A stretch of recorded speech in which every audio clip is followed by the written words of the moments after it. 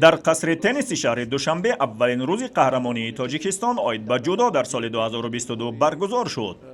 در روز اولی رقابت‌ها در 3 وزن تا 60 تا 66 و تا 73 کیلوگرم بهترین ها معین گردیدند. از جمله در فینال وزن تا 60 کیلوگرم محمد صالح قوتوف با صوفیف مهرزاد اندر میدان رقابت شده. در همان ثانیه های نخست محمد صالح قوتوف توانست با امتیاز ایپون عنوان قهرمان تاجیکستان عاید به جودو را در سال 2022 به خود اختصاص دهد.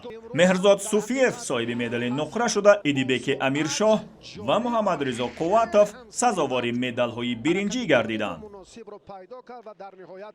در دقیقه اول هم حریف را آنچنان زیر کرد که خدایوف داور درجه جمهوریوی در وزن تا 66 کیلوگرم باشد 37 ورزشگر برای جایهای افتخاری نیرو سنجیدند و به رقابت نهایی این وزن جداکاران امام علی نورعلی و ملی بایزاده فیروز راه یافتند. تا انجام نیمه از وقت نیروسنجی تنها ملی بایزاده بود که صاحب تنبیه گردید و در وقت اساسی دو جانب غالب را معین نکردند.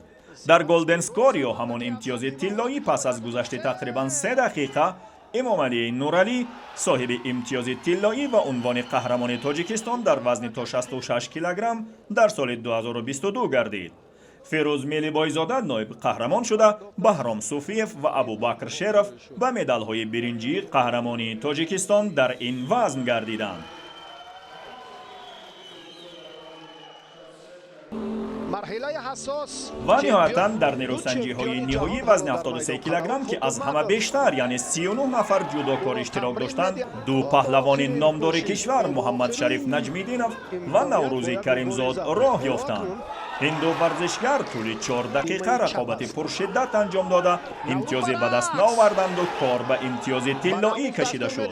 در کمتر از 1 دقیقه تلاش های پی در همی محمد شریف نجمیدینov ثمر آورد و نوروز کریمزاد را به تخته پشت زده صاحب امتیاز طلایی و عنوان قهرمان تاجیکستان گردید. نوروز کریمزاد مدال نقره، صبحالدین خلیلزاده و محمد عیسی رجبوف مدال های برنجی قهرمانی تاجیکستان عاید به جودو در سال 2022 را به خود اختصاص دادند.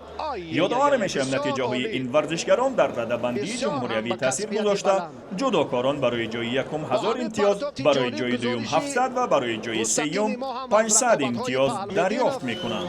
نهایتا این کارو خوب انجام داد و اصلاش میگویم بسیار